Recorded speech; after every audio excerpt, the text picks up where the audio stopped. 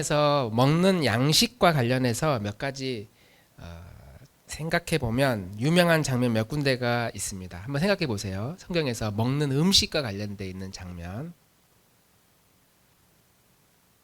네, 다 생각하셨죠? 있는지 한번 이거 있는지 확인해 보십시오. 에서와 야곱이 아버지를 속일 때 준비했던 그 음식. 저게 맞는지는 모르겠어요. 우리는 팥죽이지만 그 동네도 팥죽이 있었는지 모르겠고 아버지를 속일 때 준비했던 팥죽 한 그릇. 이것이 또 구약 성경의 역사를 이렇게 갈랐으니까 뭐 이게 결정적인 뭐는 아니겠지만 어쨌든 이 음식이 중요했습니다. 또 뭐 있으십니까? 광야 길을 걸을 때 먹을 것이 떨어졌을 때 하나님이 하늘에서 내려주셨던 만나와 메추라기 있고, 가나안 땅에 이제 갈 수 있다. 그것은 젖과 꿀이 흐르는 땅이다. 먹을 것이 풍족한 땅이다. 가나안 땅은 먹을 양식이 풍족한 땅이라는 이제 상징적 의미를 가지고 있었죠. 그래서 이스라엘 백성들이 중간에 포기하지 않고 끝까지 이제 걸어갔던 것이고, 신약 성경에는 지난주 우리 말씀 나눴던 것처럼 40일 금식 기도하신 후에 예수님께서 마귀가 예수님께 가서 그 광야의 돌들을 보면서 야, 이 돌들을 떡이 되게 해봐라. 그래서 이제 저는 떡을 별로 안 좋아해서 그 떡 굳이 이렇게 매력이 느껴지지 않는데 너가 좋아하는 온갖 맛집의 음식 뷔페가 쫙 차려지도록 만들어 놓고 한 입만 먹어봐라. 한 입씩만. 여기 긴 식탁 테이블에 쫙 먹을 걸 이렇게 만들어 놓고 그만 먹어봐라. 허기질 때는 또 그게 매력적으로 느낄 겁니다. 그런 장면도 있었습니다. 그런데 이제 아무리 성경에서 먹는 음식과 관련된 사건이 있어도 이 사건만큼은 못할 거라고 생각합니다. 혹시 임 목사님 뭐 어떤 사건인 것 같습니까? 오, 네, 박수를 좀 치기는 그렇지만 어쨌든 네, 오병이어의 기적이 가장 드라마틱하고 영화 같은 장면, 영화처럼 감동적인 장면이기도 합니다. 5천 명이 먹고 남았다고 하니까 그 5천 명이 뭐 이렇게 뭐 초등학교 운동장 꽉 채우고도 넘을 거 아닙니까? 그럼 제자들이 먹을 음식을 들고 계속 왔다 갔다 할 거 아니에요. 왔는데 음식이 또 있어. 들고 또 가고, 들고 또 가고. 야, 이거 영화로 만들면 굉장히 감동적일 겁니다. 막 제자들이 막 흥분해가지고, 아니 어디서 이 음식이 쏟아지는 거야 하면서 바구리에 먹을 걸 막 챙겨가지고 또 뭐 A조, B조, 뭐 C조 막 뛰어다니면서 음식을 나눠주는 지금 그런 장면. 어떤 제자들은 막 눈물을 흘리면서, 야, 하나님이 예수님을 따라다니니 이런 놀라운 기적을 맛보는구나. 좀 그런 사건. 그래서 사건이 오늘 우리가 읽은 본문의 바로 앞에 나오는 사건입니다. 벳세다라고 하는 곳에 예수님이 도착하셔서 밤이 새도록 날이 저물도록 하나님의 말씀을 전하고 병든 자를 고치십니다. 그러니까 사람들이 돌아갈 생각을 하지 않고 어둑어둑해지니까 제자들의 입장에서는 이 사람들을 밥을 먹게 해야 될 텐데 어떻게 먹게 할 수 있을까? 예수님이 빌립아 먹을 것을 좀 사다가 이 사람들 나눠주면 어떻겠느냐. 사람이 너무 많아서 빌립이 이 사람들 각자 알아서 해결하고 개인에게 그 식비를 조금씩 받는다고 해도 한 200데나리온 정도의 음식이 더 필요합니다. 돈을 못 내는 사람들도 분명히 있었을 거니까. 그냥 그러지 말고 이 사람들 그냥 마을 내려가 가지고 먹을 음식 알아서 해결하고 돌아오라고 하면 어떻습니까? 어제 결혼식을 다녀왔는데 결혼식에 음식을 보통 식사를 하잖아요. 축의금을 내면 식사를 안 하셨어요. 교회에서 우리는 음식 준비 안 합니다. 대신에 이제 선물을 주셨거든요. 근데 이제 점심 12시에 끝나서 12시 반에 예식이 끝났는데 밥을 안 먹고 돌아간다는 게 일반적인 사람들 입장에서는 좀 불편할 수 있잖아요. 밥을 줘야지. 그래도 선물보다는. 근데 식사는 교회 인근에 있는 식당에 가서 가족끼리 이렇게 식사를 하시기 바랍니다. 그래서 그 동네에 식당가에 주차 대란이 일어났어요. 그리고 사람들이 줄을 섰어요. 모든 식당마다 다 거기 서로 들어가려고. 그 동네 주민들 입장에서는 교회에 큰 행사 한번 있을 때마다 풍성한 양식, 돈의 양식이 막 들어오니까 얼마나 이제 기뻤겠습니까? 그래서 제자들이 이 사람들 마을로 내려가서 음식을 좀 먹고 돌아오도록 하면 어떻습니까? 그러자 이제 예수님께서 야, 너희들이 먹을 것이 얼마나 있는지 좀 알아봐라 이 중에. 그러자 안드레가 주님 마른 생선 2마리와 빵 5덩어리밖에 없습니다. 5병 2어 물고기 2마리라고 했는데 이게 뭐 회는 아닐 거 아니에요. 마른 생선이겠죠. 마른 구이 생선이겠죠. 생선에 빵 2덩어리 밖에 없다. 그러자 예수님이 그거 가져오라고 하셔서 하늘 우러러 축사하시고 제자들에게 나누어 주시니 5,000명이 먹고도 여자와 아이들 빼고 5,000명이 먹고 남았는데 12광주리가 남았다는 말씀이 오늘 읽은 본문의 바로 앞에 나오는 내용입니다. 이 사건 이후로 이 사건을 경험했던 사람들의 눈이 뒤집혀요.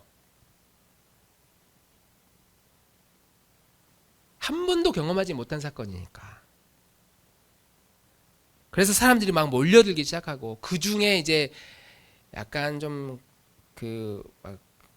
흥분하기 시작한 사람들이 진짜 우리의 양식을 해결해 줄 왕이 나타났다. 와. 우리의 지도자가 저 사람이 우리의 지도자가 될 만한 사람이다. 왕이 될 법한 사람이다.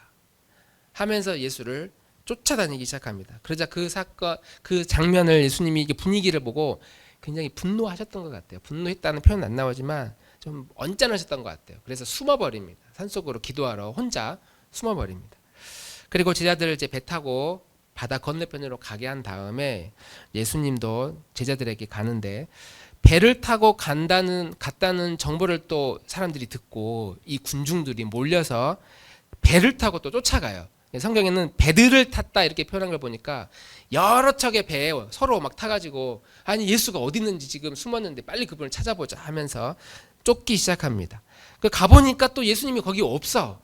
그래서 이제 그 다음 날까지 계속 제자들을 찾다가 마침내 가버나움에서 이 군중의 일부가 예수님을 만나게 됩니다. 마치 유명 가수의 윤도현 가수 공연이 끝나고 이제 극성 팬클럽들은 또 그냥 안 가잖아요. 끝나면 또 사인 받나요 원래? 뭐 그런 시간 있나요? 가는 모습을 봐야죠. 가는 모습을 보기 위해서 막 이제 어디로 갈까 막 쫓아다니. 근데 이게 사람이 너무 많아가지고 가수가 어디 숨어버렸어요. 그러면 이제 막 어떻게 이럴 수 있냐고 우리들을 내버려도 갈 수 있냐 사람들이 흥분하겠죠.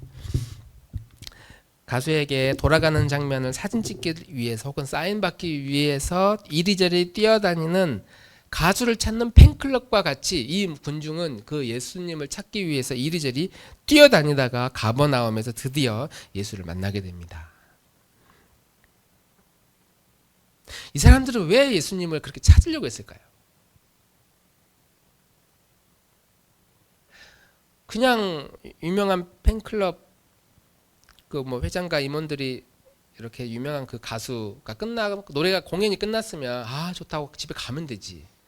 왜 또 가서 사인을 받고 사진을 찍고 말 한마디 걸어보고 왜 그렇게 해야 되는지, 이 사람들은 왜 그렇게 예수를 찾으러 다녔는지, 뭐 하루 이틀 이상 예수님을 찾았으니까.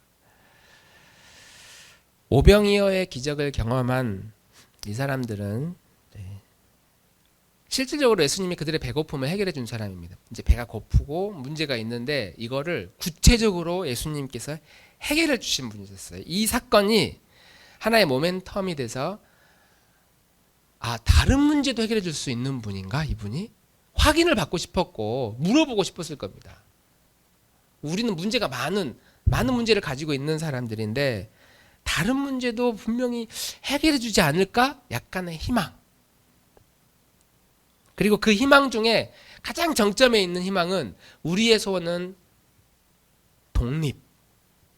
일제 치하에 있을 때에 내 소원은, 가장 큰 소원은 독립이라고 했던 우리 김구 선생님의 그 말씀과 같이 이 사람들의 가장 큰 소원은 독립이었어요. 로마의 압제로부터. 그래서 우리가 하나님 나라에 선택받은 선민 백성이라는 이 정체성을 가지고 행복하게 말씀을 듣고 지키면서 살고 싶어하는 게 이 유대인들의 가장 큰 소망이었습니다. 저 사람이, 저 예수라는 분이 우리의 지도자가 된다면 능히 로마로부터 우리가 독립할 수 있을 것 같다. 이런 기적은 지금까지 본 적도 없고 들은 적도 없다. 그런 기대를 가지고 예수님을 막 쫓아다니기 시작합니다. 그리고 이렇게 쫓아다니는 이 무리들의 모습이 오늘날 교회를 다니는 많은 교인들의 모습과 닮은 점이 너무 많이 있다는 사실을 우리는 인식할 필요가 있습니다. 교회 다니는 사람들 중에 문제 없는 사람이 어디 있겠어요? 우리가 막 밝고 희망차고 행복해 보이는 사람들도 이야기를 해보면 모든 사람은 다 마음에 큰 문제를 가지고 있습니다. 삶의 문제를 가지고 있습니다. 돈이 있는 사람이든 없는 사람이든 건강한 사람이든 건강하지 않은 사람이든 자신의 과거의 문제나 인간관계나 정서적 문제나 아니면 건강의 문제나 다들 우리는 문제를 안고 살아가고 있습니다. 그래서 교회를 왜 다니느냐? 그 문제를 좀 해결받고 싶어서. 문제가 너무 커서 내 힘으로는 안 되니 교회 다니면 아니면 종교를 가지면 이 문제가 해결되어지지 않을까. 그래서 사람들이 교회를 나옵니다. 또는 예수님을 잘 믿으면 마음에 위로를 받고 평안을 얻으니까 말씀 듣고 찬양하고 기도하면 마음의 위로가 됩니다. 또 평안도 얻고. 어떤 사람들은 교회 사람들과 어울리고 싶어서 인간관계를 맺고 싶어서 저 사회 사람들과 어울리다 보니까 너무 스트레스가 커. 근데 교인들은 그나마 좀 착해. 그래서 교인들 안에서 그 교회 생활이죠. 교회 생활의 그 커뮤니티 안에서 어떤 만족과 그 외로움을 위로받고 싶어서 교회 온 사람들이 많이 있습니다. 어떤 사람들은 특히 교회를 오래 다닌 사람들은 거꾸로 해요.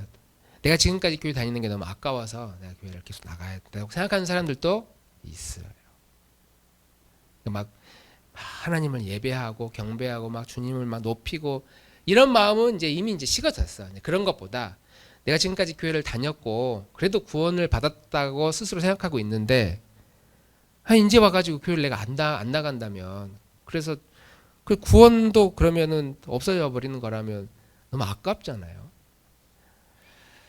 그동안 내가 다닌 그 시간과 또 그 익숙한 교회의 문화 이걸 버리고 교회를 떠난다는 것은 상상할 수 없어서 내가 교회를 빠지지 않고 나오는 사람들이 많이 있다. 생각보다 많이 있을 거라고 저는 생각합니다. 그걸 스스로에게 한번 적용해 보세요. 내가 만약에 오늘부터 1년 동안 주일날 교회 안 나가고 그냥 자유시간을 갖는다. 교회 안 나가요. 예배도 안 드려. 그냥 막 살아요.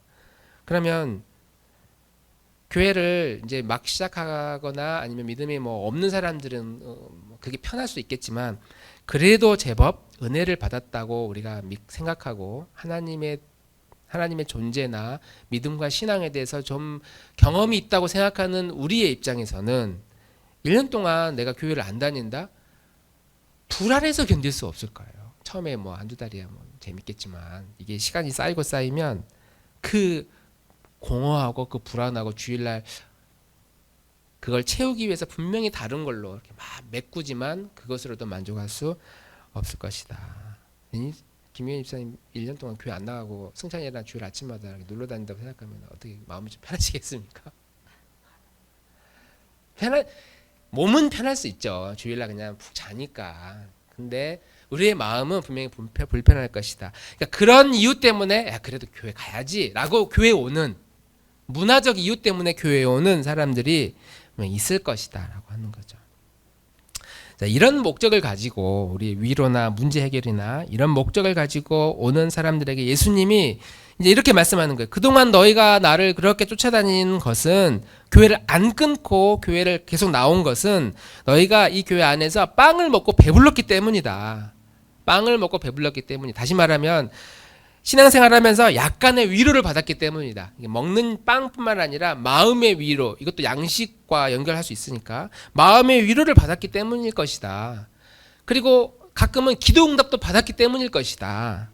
그리고 안 나오면 왠지 마음이 불편하기 때문에 나오는 것일 수도 있다. 불편한 그 상황을 직면하고 만나고 싶지 않으니까 몸은 좀 불편해도 그래도 교회 가는 게 좀 낫지라고 생각해서 교회에 나온 것일 것이다. 그동안 너희가 수많은 무리들, 그 사람들이 너희들이 나를 이렇게 쫓아온 것은 너희가 빵을 먹고 배가 불렀기 때문이다. 그런데 난 너희에게 이렇게 이야기를 한다. 27절 말씀 같이 한번 읽어볼까요? 27절 시작. 너희는 썩어 없어질 양식을 얻으려고 일하지 말고 영생에 이르도록 남아있을 양식을 얻으려고 일하여라. 이 양식은 인자가 너희에게 줄 것이다.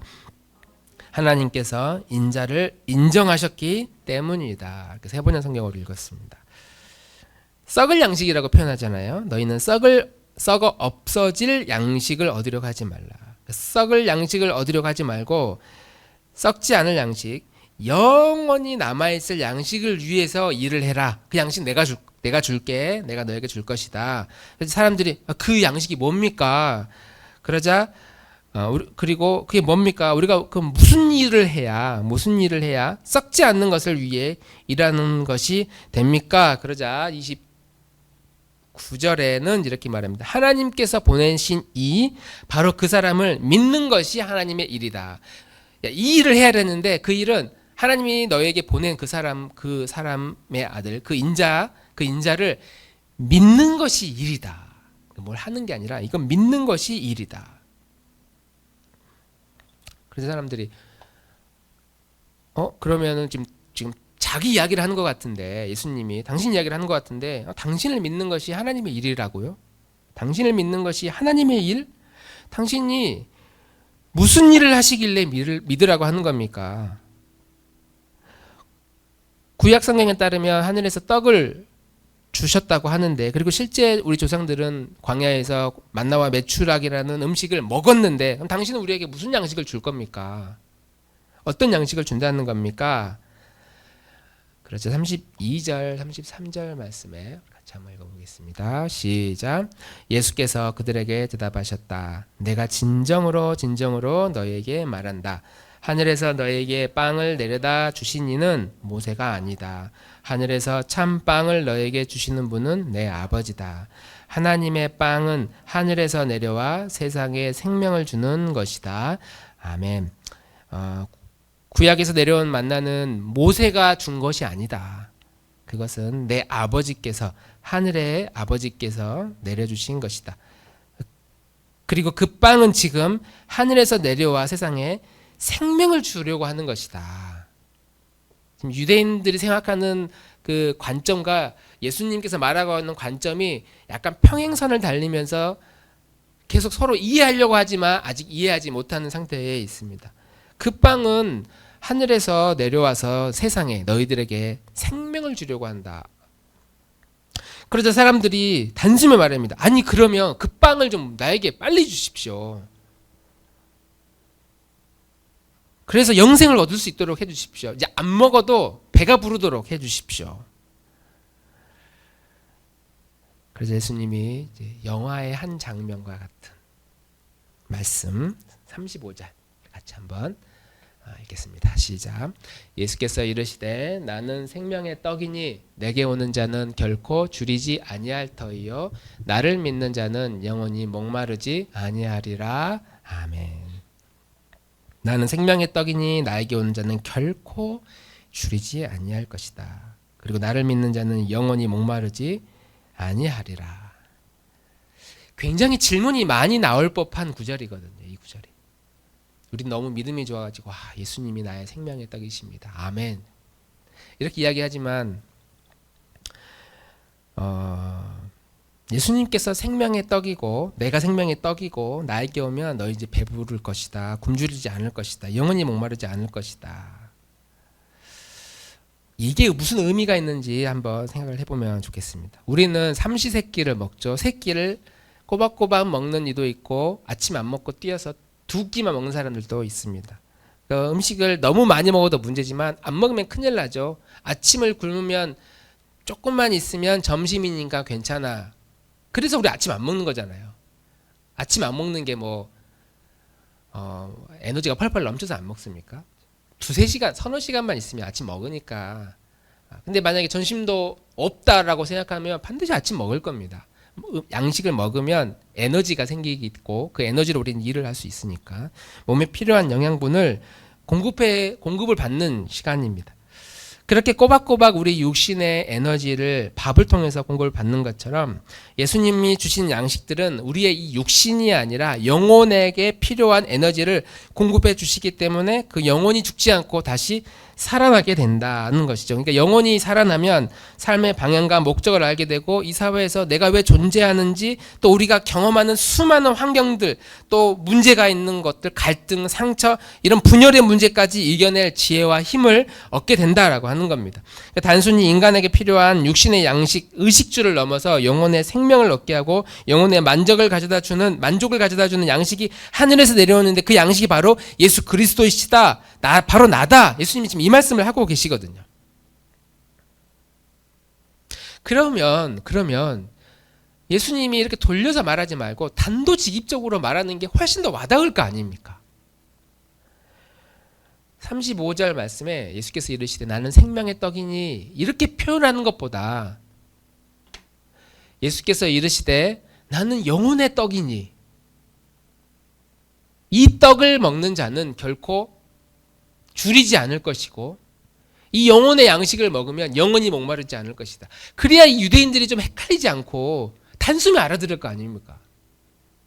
아, 예수님을 만난다는 것은 육신의 양식이 아니라 영혼의 양식을 말하는 거구나.